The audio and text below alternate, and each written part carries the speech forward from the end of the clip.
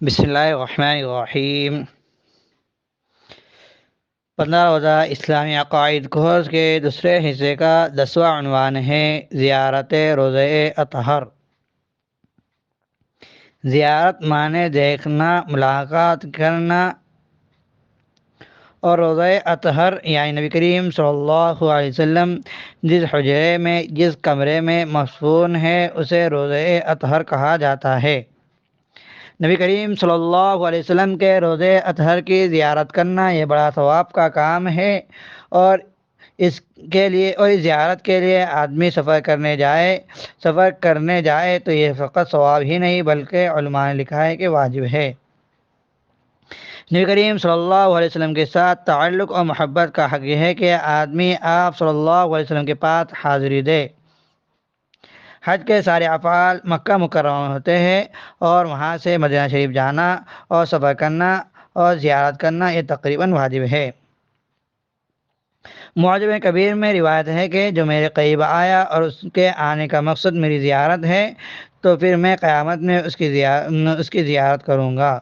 اور ایک روایت میں ہے کہ جس نے حج کیا اور میرے یہاں نہیں آیا اس نے جفا کی یعنی وفا نہیں کی۔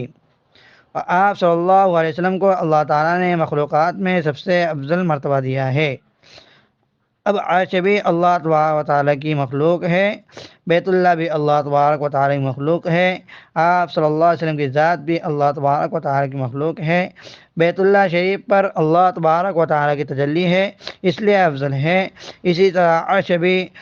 پر بھی تجلیات ہے تو وہ بھی افضل ہے، لیکن آپ صلی اللہ علیہ وسلم کے جسد اطہر پر بہت زیادہ تجلیات ہے، اس لیے ہمارا عقیدہ ہے کہ آپ صلی اللہ علیہ وسلم کا روضہ اور مدینہ کا وہ حصہ جو آپ صلی اللہ علیہ وسلم کے جسد اطہر سے ملا ہوا ہے وہ تمام چیزوں سے افضل ہے، عرش کرسی سے یہاں تک کہ بیت اللہ شریف سے بھی افضل ہے۔ تو اس لیے آپ صلی اللہ علیہ وسلم کا روضہ تمام چیزوں سے، ہر چیز سے افضل ہے، اور آپ صلی اللہ علیہ وسلم کی روضے کی زیارت کرنا یہ ہر مسلمان کو چاہیے، اس لیے کہ آپ صلی اللہ علیہ وسلم سے جب محبت کا تعلق ہے، ایک قلبی تعلق ہے، تو اس کا تقاضا ہے کہ آپ صلی اللہ علیہ وسلم کے پاس حاضری دیں اور آپ صلی اللہ علیہ وسلم کی زیارت کرے۔ اور ایک حدیث میں آپ صلی اللہ علیہ وسلم فرماتے ہیں کہ جس بندے کو اللہ تبارک و تعالیٰ نے وسعت دی ہے، طاقت دی ہے، مالی فراوانی دی ہے، لیکن پھر بھی اگر وہ میری زیارت نہیں کرتا تو وہ مجھ پر ظلم کیا اور وہ قیامت کے دن میری شفاعت حاصل نہیں پائے گا۔